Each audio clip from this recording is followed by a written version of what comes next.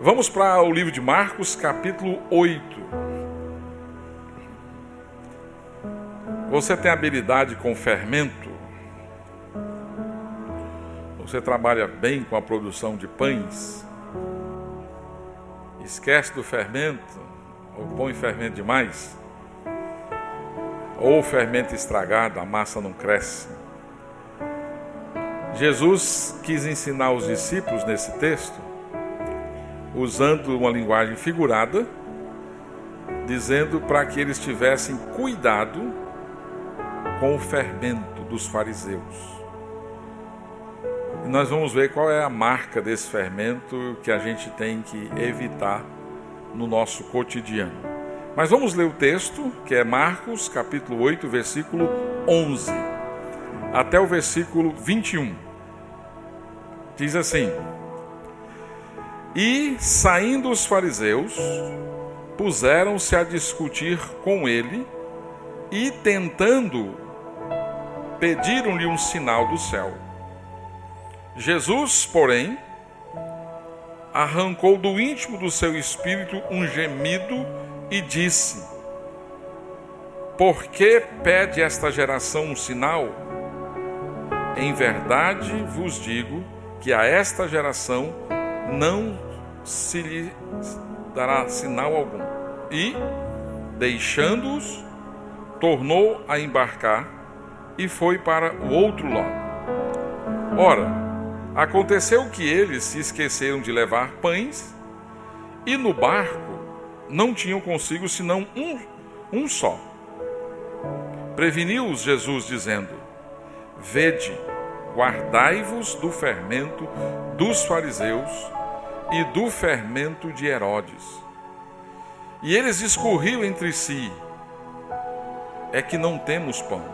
Jesus, percebendo, lhes perguntou: Por que discorreis sobre o não terdes pão?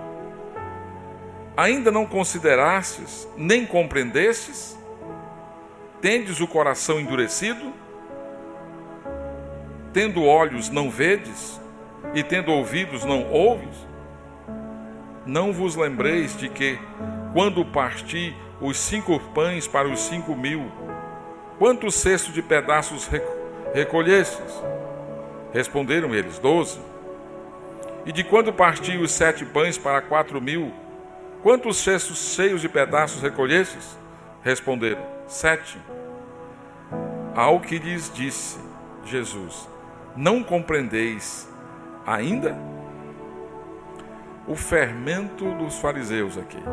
Você percebe que Jesus pega uma situação corriqueira entre eles e transforma aquilo numa oportunidade de ensinar-lhes verdades que são importantes para a compreensão dos discípulos. Eles estão viajando de barco e eles perceberam que não tinham pães, tinha apenas um pão. E Jesus nessa viagem então aproveita para treinar esse grupo, para ensinar a respeito de verdades que são essenciais. E ele toma aquela situação e ensina sobre o cuidado que eles deveriam ter aqui. Jesus fala do perigo da influência dos fariseus e de Herodes. Mas, a princípio, eles não estão entendendo o que está acontecendo. Eles não estão percebendo o que está se passando ali. E eles ainda estão perguntando, estão conversando sobre pães, literalmente. E Jesus quer que eles pensem um pouco mais além e entendam o perigo que rondava sobre a vida desses novos discípulos a respeito da influência de fariseus e herodianos, que podiam, de certa maneira, atrapalhar a vida deles. No versículo 15 da nossa leitura, você vê Jesus dizendo, olha, preveniu-os Jesus dizendo. Então, repetidas vezes, Jesus mostra a urgência da necessidade de estarem continuamente em vigilância, estarem alertas, estarem em guarda. né? Jesus está dizendo, olha, prestem atenção, estejam atentos. Se fosse hoje, estejam ligados, estejam acordados. O fermento foi usado aqui para simbolizar alguma coisa que poderia influenciar de forma negativa, que poderia se unir à vida dos discípulos e atrapalhar na caminhada deles. Em Lucas, nessa mesma passagem, capítulo 12, verso 1, ele explica que o fermento dos fariseus é a hipocrisia. É você ter um discurso e ter uma outra prática. É você ter uma aparência e um coração que não faz sintonia com essa verdade. Então Jesus chamou isso de hipocrisia. O fermento de Herodes pode ser a influência do grupo que existia, dos herodianos, que possuíam um espírito mundano, secularizado. Aquele espírito de viver a vida sem a realidade da presença de Deus, sem considerar Deus. É viver como se Deus não existisse, de serem seculares. Então você percebe que Jesus está fazendo uma advertência bem séria para esse grupo próximo a ele de discípulos. Ele está dizendo, olha, cuidado com a hipocrisia, fermento dos fariseus.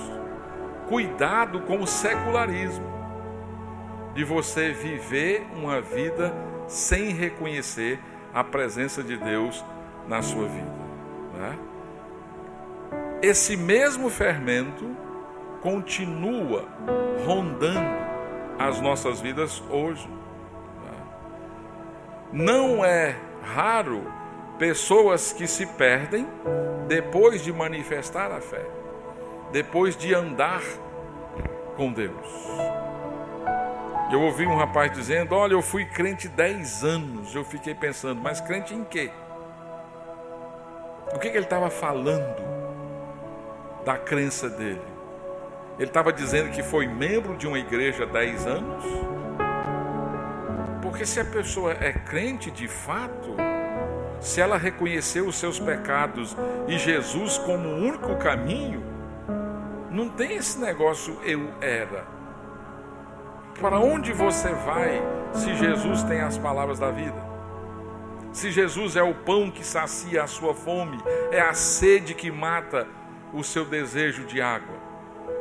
Se Jesus é a resposta para a sua necessidade como ser humano. Se você entendeu isso e esse entendimento veio do Espírito, não tem para onde fugir.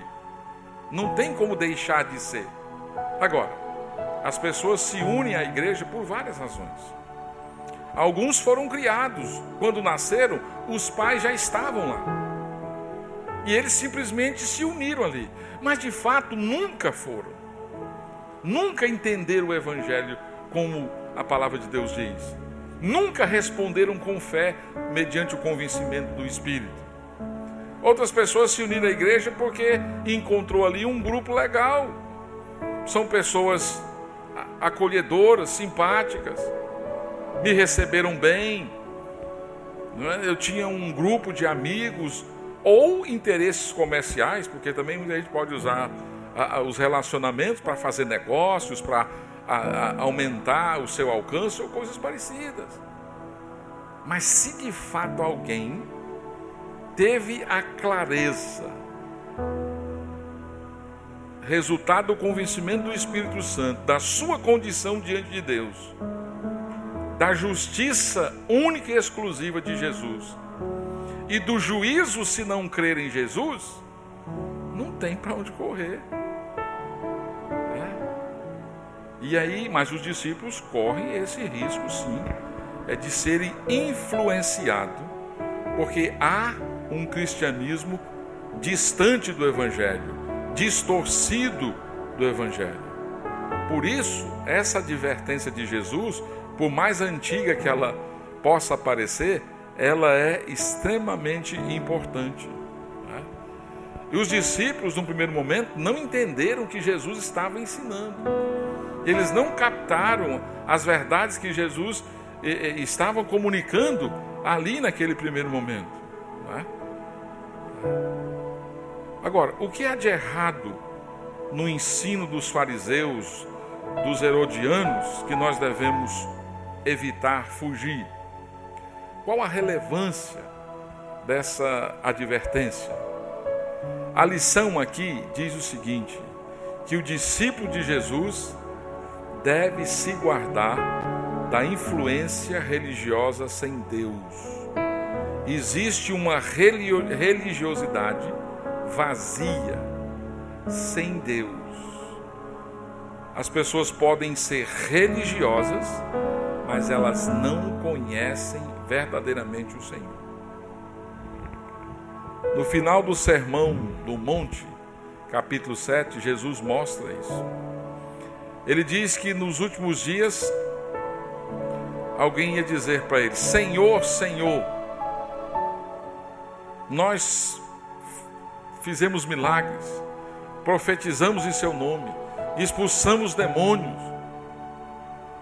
E Jesus vai dizer: olha, apartai-vos de mim, eu nunca vos conheci. Nem todo aquele que me diz Senhor, Senhor, entrará no reino dos céus, mas aquele que faz a vontade do meu Pai. Ou seja, essas pessoas tinham uma prática, tinham uma manifestação de poder, expulsaram demônios, fizeram milagres, tinham uma doutrina, eles diziam Senhor, Senhor, correto.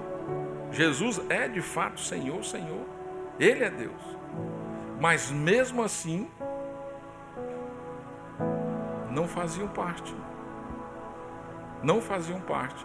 Havia um desalinhamento entre a vontade de Deus e a religiosidade construída a partir de si mesmo. Algumas observações no contexto desse texto para a gente pontuar o que devemos fugir aqui com relação a essa doutrina dos fariseus e dos hipócritas fariseus e dos seculares, né? Então, dos versículos 11 que nós lemos até o versículo 13, Jesus relata a hipocrisia dos fariseus. Eles vieram até Jesus não em busca dele, não querendo aprender de Jesus, mas eles vieram para questionar Jesus. Eles vieram fazer perguntas, aquilo que é chamado casca de banana, para Jesus cair no discurso deles. E você percebe que Jesus, conforme o texto que nós lemos semana passada, ele está numa terra gentia, numa região de gentios, dalmanuta. Então os fariseus vieram conferir o que estava acontecendo, uma vez que eles estavam ouvindo na região da Judéia a respeito dos milagres de Jesus, porque as tentativas de Jesus de silenciar aquelas pessoas que recebiam milagre não estava sendo bem sucedida. Então eles foram até lá para ver o que estava acontecendo. E ao encontrar Jesus, eles querem testá-lo, querem fazer um teste para Jesus. E qual foi o teste aqui que eles quiseram fazer para Jesus? Eles estavam querendo que Jesus fizesse descer pão do céu, assim como foi com Moisés o maná. Dá-nos um sinal do céu. Com Moisés, o povo recebia o maná diariamente. Dá-nos um sinal também do céu.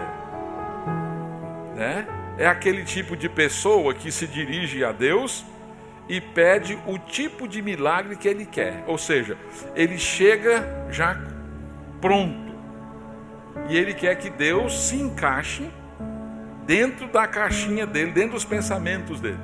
Não é uma pessoa que chega a Jesus quebrantado, mas é alguém que quer que Jesus se quebrante aos seus pensamentos. Mas Jesus diz que não vai ter nenhum sinal ali, não é? a reação de Jesus. Diz o texto que ele expressou isso em um gemido íntimo e profundo, e dizendo: olha, será que eu não fiz sinais suficientes? Será que eu não dei provas suficientes? Será que vocês não se convencem da minha divindade? Vocês não se convencem que de fato eu sou o Filho de Deus? O Deus que se fez homem? O que mais essa geração precisa? Diante de tantos milagres que foram realizados, vocês querem um exclusivo, de acordo com o pedido de vocês? Vocês acham que eu tenho que provar alguma coisa para vocês? Como se isso fosse fazer alguma diferença? Mas ele tem compaixão dessas pessoas, sim, mas ele nega dar um sinal. Sinais foram dados já, mas não conforme as pessoas queriam, ou como eles queriam. Nesse caso, Jesus não atende esse pedido, recusa, e não só isso, vai embora. E isso é diferente de outros momentos, porque geralmente quem se aproxima de Jesus é atendido, né? Um cego, a mulher que tinha um fluxo, e um cego, um gago, tantas pessoas que já se aproximaram de Jesus foram atendidas. Nesse caso aqui, Jesus não entende. Por quê? Porque há, nesse caso, hipocrisia dos fariseus. Eles não estavam interessados no ensino de Jesus, mas eles queriam desacreditar Jesus. Eles queriam mostrar que Jesus não era Deus como ele mesmo se dizia ser. E Jesus, então, não atende essas pessoas aqui. Eles eram resistentes em crer em Jesus. Há um momento registrado por Mateus que eles chegam a afirmar que os milagres que Jesus realizava, Jesus os fazia pelo poder de Beelzebul. Lembra disso? Diz: olha, ele faz o que faz pelo poder dos demônios, pelo poder do diabo. E Jesus disse que isso era blasfema contra o Espírito Santo, atribuir ao Filho de Deus as suas obras como sendo obras realizadas em nome do diabo. Então esse mesmo grupo quer agora um sinal. Jesus diz: não tem sinal para esse grupo de pessoas aqui, que na verdade são hipócritas. E o que Jesus Cristo faz? Ele vai para o outro lado, a cidade chamada Betsaida. No meio da viagem, no barco, os discípulos, ou se tinha alguém responsável, nós não sabemos, descobriu ali, percebeu que eles não tinham pães para a refeição. E o pão para a refeição no Oriente Médio era algo essencial. Geralmente comia-se algumas coisas, caldos ou outras coisas que o pão fazia o papel do talher. A pessoa pega um pedaço, pega a comida e leva à boca. E se não tem pão, fica complicado a refeição. Então era muito comum e necessário. Agora, quando eu leio pão aqui, eu lembro de um carioquinha, né? E a minha cabeça foi treinada a pensar em pão carioquinha, ou pão francês, ou pão d'água, tem tanto nome, né? Muda de lugar. Mas não era aquele tipo de pão, era como se fosse aí uma tapioca aberta, alguma coisa assim, e alguém rasgava e pegava, pegava a outra comida ali. Então surge uma discussão sobre essa falta de pão. Jesus está com o assunto em mente da conversa dos fariseus, que queriam testá-lo ali, né? Ele diz: olha, tomem cuidado do fermento dos fariseus e de Herodes. Aparentemente, sabe aquele assunto, você está conversando com alguém e alguém chega com um assunto nada a ver? A gente está falando de pão, faltou pão, e Jesus vem com esse negócio de fariseus e Herodes. O que é isso? Qual a ligação? O que isso tem a ver? Né? Mas Jesus está preocupado que essa influência, esta postura, esse comportamento presente nos fariseus e nesses herodianos influenciasse o seu grupo de discípulos. Fariseus e herodianos queriam ver sinais. Mas Jesus aproveita aquela situação para inculcar nos discípulos uma verdade bíblica. E no versículo 16, eles discorriam entre si: é que não temos pão. Né? Eles ainda voltam para essa questão do pão. Né? A resposta desses discípulos parece que estavam influenciados ainda pelo fermento. E Jesus vai mostrar para eles, cerca de 3 ou 4 dias, eles viram Jesus multiplicando e alimentando uma multidão, onde sobrou 7 cestos de pães. Sobraram 7 cestas de pães naquele milagre. Foi um milagre realizado entre os gentios. Mas eles já tinham visto um outro milagre de Jesus, que também ele multiplicou pães, talvez um mês antes desse momento aqui, onde outra multidão foi alimentada. Uma multidão, no caso, de judeus. Então Jesus os corrige, lembrando-os dos 2 milagres. Ele não estava dizendo que vocês não devem comprar pão na padaria dos judeus ou dos fariseus. É claro que ele não estava se referindo a um pão literalmente, mas ele estava tratando da cegueira dos discípulos aqui. Mesmo vendo os milagres, eles ainda não estavam entendendo quem é Jesus. Eles ainda não têm essa percepção plena de quem é a pessoa de Jesus. E Jesus quer aproveitar isso para mostrar que Ele é o Filho de Deus, que Ele é o Deus que se fez homem, o Deus encarnado. Embora esses discípulos no início não tivessem toda essa percepção, mas devido ao tempo que já estavam caminhando com Jesus, já era tempo de saberem quem é Jesus. E o fato de ter só um pão, ora, eles já tinham visto Jesus multiplicando os pães e alimentando uma multidão. Então eles já deveriam ter ciência de que Jesus é o Deus da provisão, o Deus provedor aqui. Agora, Jesus, por outro lado, ele entende que por causa da dureza dos nossos corações, leva um tempo para perceber quem é Jesus de fato. E não só perceber, mas se dobrar diante da pessoa dele. E ele, com esses discípulos, quer exatamente despertá-los para essa verdade. O ponto para nós hoje é que o fermento na cultura judaica se referia a uma influência má, uma influência negativa, algo que corrompe. No caso da massa, é um processo necessário, mas o fermento ilustra o poder da influência e uma pequena porção de fermento leveda uma massa enorme.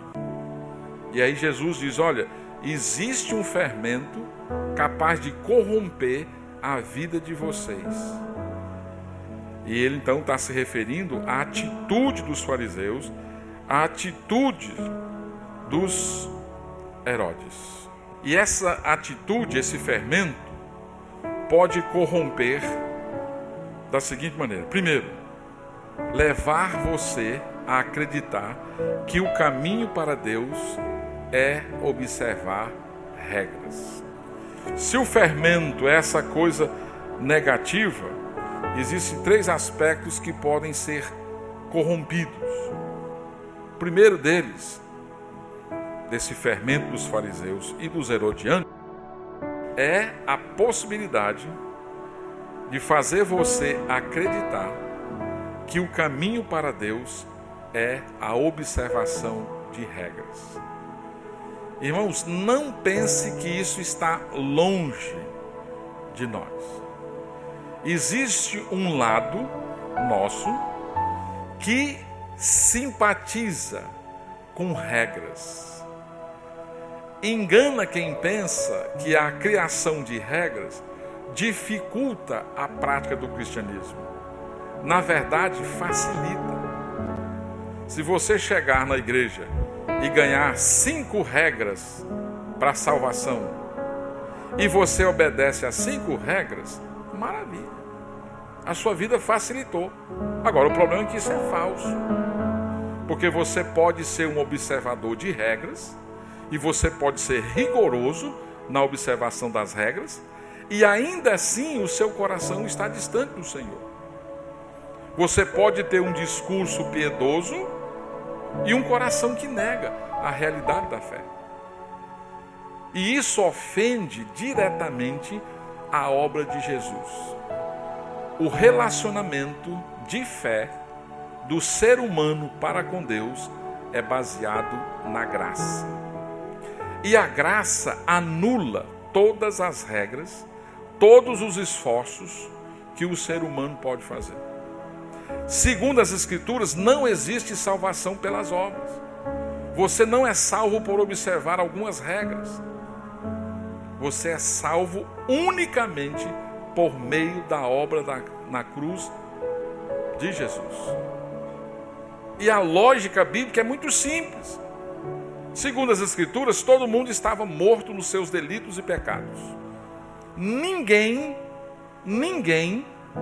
tinha condições de se aproximar de Deus, de alcançar Deus, porque todos estavam mortos nos seus delitos e pecados.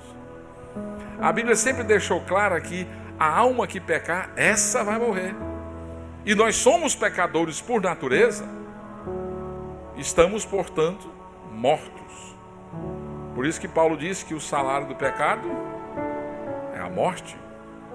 E, consequentemente, todos estão separados, destituídos da gloriosa presença de Deus.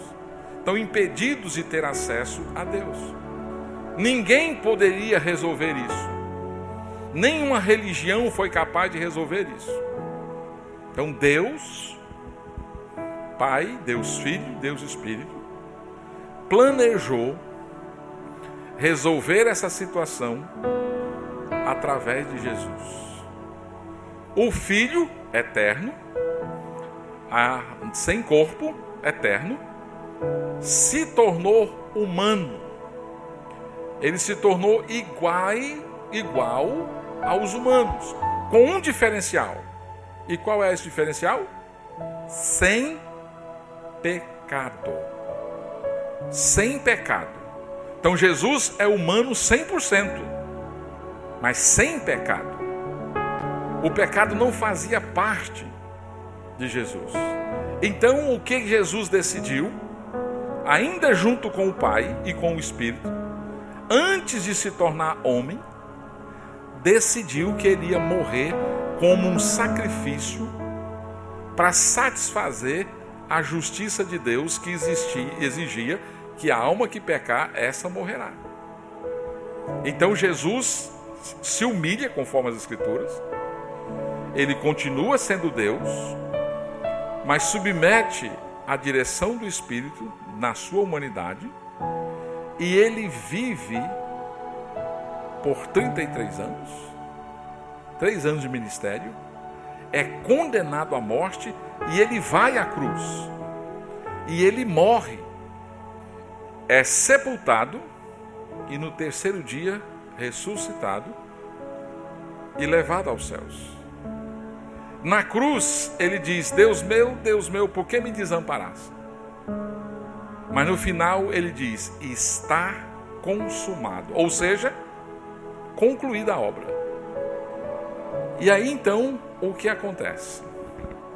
Quando eu sou convencido pelo Espírito Santo de que eu sou um pecador e consequentemente eu estou morto dos meus delitos e pecados, mas ao mesmo tempo eu sou convencido que Jesus Cristo é o justo, ele realizou uma obra perfeita e ele é o único que pode me salvar, me substituir ou pagar a minha dívida. E eu sou convencido também de que se eu não crer em Jesus, o juízo já existe. Porque a Bíblia diz que quem não crê já está condenado. Já está condenado. Então, quando eu, pela fé, creio unicamente em Jesus, como meu substituto, como aquele que pagou a minha dívida na cruz do Calvário, a Bíblia diz que eu sou salvo. Se com a tua boca confessares Jesus como Senhor, e em teu coração creres que Deus o ressuscitou dentre os mortos, será salvo, diz o apóstolo Paulo. Com a boca você faz confissão de que Jesus é Senhor, e no coração você crê que de fato Ele está vivo. Ou seja, simbolicamente aquela morte de Jesus na cruz pagou o seu pecado, pagou a sua dívida. E a Bíblia diz que Ele fez isso por amor, por graça. Não foi merecimento seu. Não foi porque você observou regras. Não foi porque você fez boas obras. Não foi porque você participou de tal igreja, foi membro em tal lugar. Não foi porque você fez isso, fez aquilo outro e etc e tal. Independe dos seus feitos. Graça quer dizer favor imerecido. Você não merecia, mas Ele pagou a sua dívida. Então ninguém é salvo por regras, mas os fariseus se achavam os tais. E eles tinham algumas interpretações absurdas das Escrituras, e eles exigiam que as pessoas seguiam aquilo. E eles achavam observadores daquilo tudo. Ora, ninguém nunca conseguiu cumprir a lei, a não ser Jesus. Mas eles achavam cumpridores da lei. Eles achavam que estavam sendo aprovados por Deus, baseados naquilo que eles faziam. E tinha um discurso maravilhoso. Jesus diz, olha, sepulcro caiado. Hipócritas, porque eles sabem no íntimo que são incrédulos. Negam o poder de Deus. Rejeitam a Deus. São religiosos, mas de fato não são crentes no Senhor. Não seguem o Senhor. Cumpre o ritual religioso, mas o coração está longe. Eles achavam que a salvação era sujeita a algum tipo de normas instituídas. Eles achavam que observações externas eram suficientes. Por isso, eles eram chamados de legalistas, observadores de certas regras, pensando que aquilo aumentava o seu crédito diante de Deus. A Jesus adverte os discípulos, cuidado com esse fermento de achar que vocês são aceitos por Deus baseado no que vocês fazem. Isso é um fermento perigoso, porque você nega a obra de Cristo e vive enganado. Além de viver enganado, você nega a obra eficaz de Jesus, substituindo por observações de regras. Não dava para ser discípulo de Jesus e ser um fariseu ao mesmo tempo. Jesus, se afasta desse povo. Por quê? Porque a salvação é obra exclusiva de Deus. Não depende de mérito pessoal. Portanto, cuidado com a ideia de que você é salvo porque você foi criado na igreja, por exemplo. Ah, eu nasci num lar cristão. Ah, eu sou membro contribuinte de tal ministério. Eu sou isso, eu sou aquilo. Não, isso não salva ninguém. Ah, eu fui batizado, eu estou lá no hall de membros. A minha igreja tinha lá uma oração do pecador, eu fiz aquela oração, então agora eu sou salvo. Não é por meio do que você faz, é por meio de Jesus. Sabe por que Deus fez isso? Para que ninguém se glorie, para que ninguém tenha motivo de achar muito especial ou de achar que a salvação foi um pagamento que ele tem direitos, porque ele foi tão correto, fez tantas coisas boas, certinho, ou coisa parecida. Negativo, a salvação é exclusivamente por Jesus. Não é? Esse fermento dos fariseus está inserido na igreja brasileira. O fermento dos fariseus está inserido na cabeça de alguns entre nós, que ainda pensa que para ser salvo precisa de certas observâncias, por conta de ensinamentos de outrora, do passado, isso, aquilo, outro, e ele acha que a fé está baseada no que ele faz. E eu não estou dizendo que o crente não tenha que ter boas obras, mas eu estou dizendo que essas boas obras eram sempre um resultado da salvação e não o meio da salvação. E isso é muito diferente. Isso faz toda a diferença. O salvo tem boas obras, mas ninguém é salvo por causa das obras. Eu não sou salvo pelo que eu faço. E a gente às vezes, e eu insisto nisso, porque às vezes a gente pensa, eu tive uma semana muito ativa. Eu tive na igreja na quarta-feira, eu tive no sábado na reunião de casais ou dos jovens, eu tive na escola bíblica, eu tive no domingo à noite, eu começo a segunda-feira, eu estou bem na foto com o Papai do Céu. Olha só o que eu fiz. Aí na outra semana eu estou desanimado, estou com outros problemas. Aí eu não vou na quarta, não vou no sábado, não vou na sexta, não vou no domingo. E aí na segunda diz, eita, estou mal. Preciso reagir. Preciso recuperar os meus pontos. E a gente acha que Deus tem essa mesma mentalidade nossa. Você só é alguma coisa diante de Deus por causa de Jesus. E pronto. Nada do que você faz aumenta o seu crédito diante de Deus. Você crê nisso? Sabe? E a gente precisa parar com isso. Eu sou aceito por causa de Jesus. Eu sou amado por causa de Jesus. Eu sou salvo por causa de Jesus. A minha salvação é segura por causa de Jesus. Eu sou pecador. Erro, falho, acerto. Mas quando o divino olha por mim, ele olha por meio de Jesus. Sabe o que Deus fez? Jesus na cruz recebeu a condenação dos meus pecados. Deus é contabilidade, pura e simples. Deus pegou o meu débito, pecado, e lançou na conta de Jesus. Zerou. Isso é bom, não é? Se você tem um débito, uma dívida, e alguém te liga e diz, ei, a sua dívida foi zerada. Já aconteceu comigo. Quando eu estava no seminário, e a situação era difícil. Eu terminava o semestre e não sabia como é que eu ia voltar, porque eu saí devendo as mensalidades. E aí, às vezes, lá o Deão lá me ligou, pelo menos 2 vezes. Humberto, a sua conta foi paga, você não deve nada. Zerou. Isso é muito bom, mas Jesus fez algo melhor ainda. Porque eu estava zerado, mas não tinha crédito no seminário. Né? No seu tempo era assim também, Luciane? Liseira total, né? Mas olha, eu não tinha crédito, eu voltava para estudar e é a mesma novela. Mas sabe o que Deus fez em Jesus? Ele pegou a sua dívida e colocou na conta de Jesus, você ficou zerado. Mas não parou aí. Jesus cumpriu a justiça de Deus plenamente. Tem crédito. Aí sabe o que ele pegou? Pegou o crédito de Jesus e botou na sua conta. Já pensou? O que você fez para receber isso? Nada. Nada. Obra da graça de Deus. Então como é que eu vou desistir de ser crente se eu entendi essa mensagem?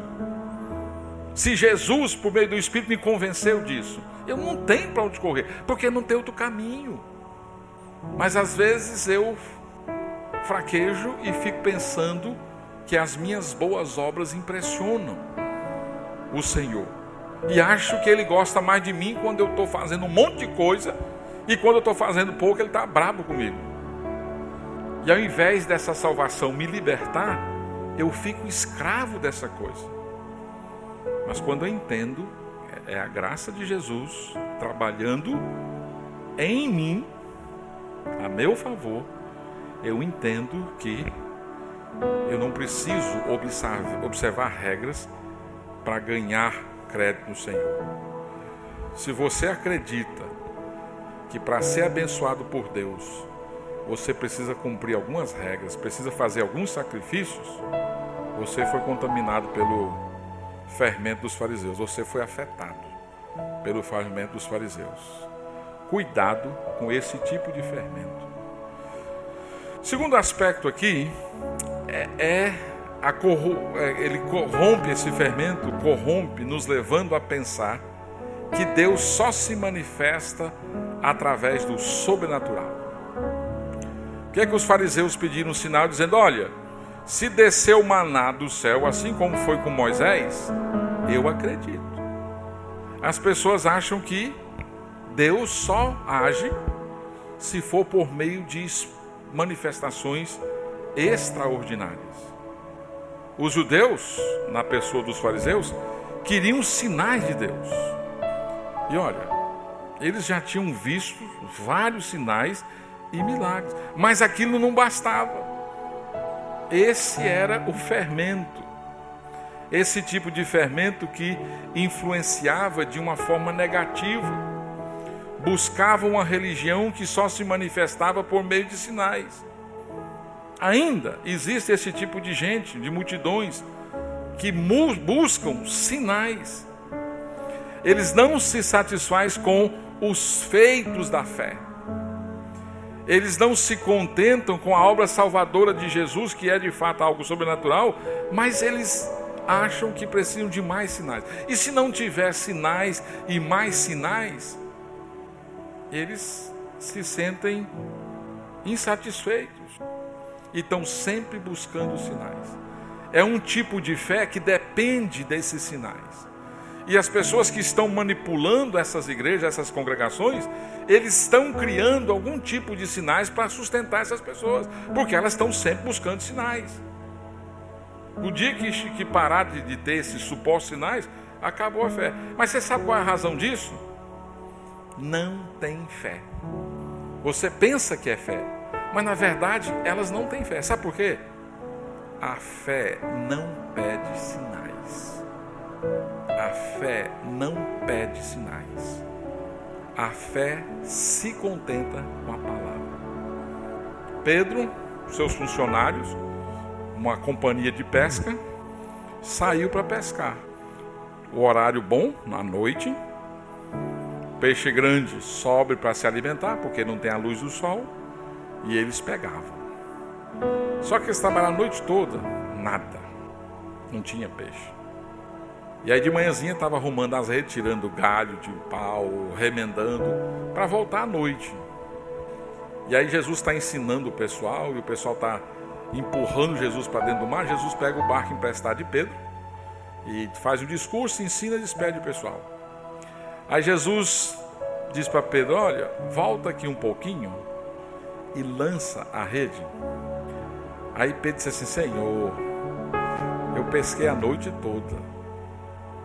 O horário era inadequado, porque a luz solar, a clareza, o peixe maior voltou para a profundidade.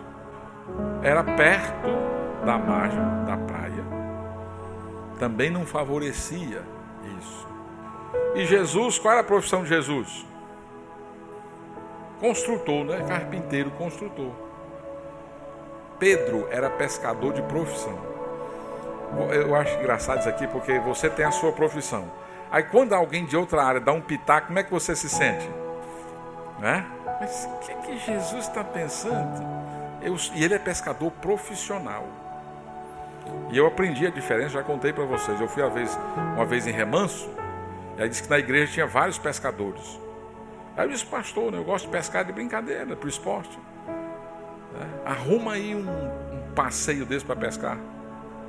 Ninguém quis. Eu falei assim, eu achei que era má vontade do pastor, mas eu entendi. O camarada que trabalha pescando, na hora de lazer dele, ele vai querer pescar, ele não aguenta, né? Ele quer fazer outra coisa, eu entendo isso. Ele era pescador profissional. E aí Jesus chega para Pedro, diz: lança a rede. Aí Pedro vai agir com fé. Olha, Senhor, eu pesquei a noite toda, não deu nada. Eu conheço isso aqui. Aqui é o meu ambiente de trabalho. É aqui que eu ganho uma vida. Eu conheço esse mar da Galileia como a palma da minha mão. Mas, sobre a tua palavra, eu vou lançar as redes. Fé não precisa de sinais. Basta a palavra de Jesus. Pedro poderia ter dito para Jesus: olha, eu lanço, se o senhor me convencer que tem peixe aqui. Se eu começar a ver peixe grande pular, eu lanço. Dá um sinal aí que é verdade. Eu não quero perder tempo. Ele não disse nada disso. Mas sobre a tua palavra, eu vou lançar as redes. Fé não precisa de sinais. Não confunda esse pessoal que fica pedindo sinal aí de Deus como se fosse fé. É o contrário. Isso é ignorância bíblica. Porque a fé não pede sinal. A fé crê. A fé descansa na palavra de Jesus, no que ele disse. Mas os fariseus que não queriam crer, disseram: não, manda descer maná do céu. Quem sabe a gente acredita.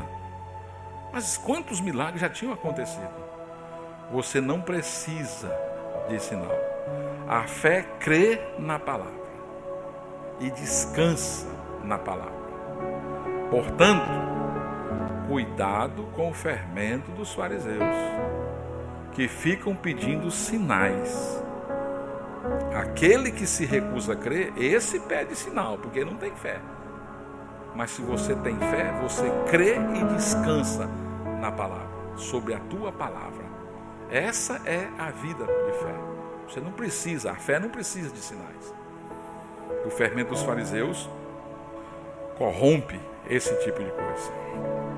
Terceiro, viver uma religiosidade de aparência. Isso já foi tratado em textos anteriores e eu não preciso me alongar aqui. Mas essa hipocrisia, esse fermento dos fariseus, significa fingimento, significa falsidade, fingir sentimentos, fingir crenças, fingir virtudes que na realidade não possui. No ambiente cristão, você aprende rapidamente o estilo daquela igreja. Se é uma igreja barulhenta, você vai ser um crente barulhento. Se for uma igreja mais pacata, você vai ser mais pacato. Você aprende. Certa vez recebemos um obreiro, uma igreja que eu fui pastor, e a gente tinha algumas dúvidas sobre o caráter daquele homem. Mas ele era da região, pediu ajuda e a gente acreditou, vamos ajudá-lo. Mas com certo cuidado, e depois, com o tempo, veio confirmar. Um culto assim, e aí o dirigente pediu que ele orasse encerrando o culto. Irmãos, aquele homem tinha uma oração tão eloquente que estremeceu as bases da igreja. Eita! Sentia até o bafo do fogo passando nas orelhas, né? Aí uma irmã disse assim: pastor, onde foi que você arrumou esse homem poderoso? Eu disse: não, eu não arrumei não, ele chegou aí. Irmãos, nos próximos meses foi só destroço numa vida totalmente torta. E outras coisas mais. Ou seja, o que eu quero dizer com isso? Discurso é uma coisa. Discurso é uma coisa. A gente aprende. E a gente pode usar o discurso para esconder a realidade do coração. Jesus diz para esses mesmos fariseus: honram-me com os lábios, mas o coração está longe. Aquela religiosidade que está preocupada com o que as pessoas veem, com o que elas pensam. É a religiosidade marqueteira, que faz um marketing, que vende um produto, vende uma ideia que não existe. Aí Jesus disse: olha, cuidado com esse fermento da falsidade, do fingimento. A hipocrisia que Jesus fala aqui é aquela mesma ideia da representação no teatro. Aqueles atores que usavam as máscaras de acordo com o papel que eles representavam numa peça. Então, o hipócrita é alguém que oculta a realidade do seu coração, aquilo que ele é de fato, através de máscaras, usar de aparência. Pode ser na vestimenta, pode ser na linguagem, pode ser no jeitão de fazer as coisas, mas vende uma imagem. Jesus diz, olha, cuidado com esse tipo aqui, esse tipo de pessoal que finge esses comportamentos. Jesus condenou os fariseus, os chamou de sepulcro caiados, e ele condena essa religiosidade que é divorciada da prática, condena essa religião de aparência, que se empolga com cerimônias ou coisa parecida, mas o coração está longe do Senhor. Aquela religiosidade que usa de uma maquiagem, não é? Mas não há regeneração de fato. Mateus 9:11, Jesus diz, ora, vendo isto, os fariseus perguntavam aos discípulos, por que come o vosso mestre com os publicanos e pecadores? Os fariseus, nesse caso, resistiam a Jesus, pois acusavam de quebrar a lei de Deus e as tradições dos antepassados, porque ele estava jantando ou na casa de um pecador. No caso aqui foi de Levi, o Mateus, que foi chamado por Jesus e se converteu. Mateus 23, ai de vós, escribas e fariseus, hipócritas, porque sois semelhantes aos sepulcros caiados, que por fora se mostram belos, mas interiormente estão cheios de ossos de mortos e de toda imundícia. Assim também vós exteriormente pareceis justos aos homens, mas por dentro estáis cheios de hipocrisia e de iniquidade. Mateus 23, 27 a 28. Cuidado com o fermento do legalismo, dos sinais sobrenaturais e da hipocrisia. Isso vai corromper a saúde da sua fé. Essas coisas não devem fazer parte de uma religiosidade genuína. Por isso, é necessário que você seja cauteloso, seja cuidadoso. Se for o caso, tome medidas radicais.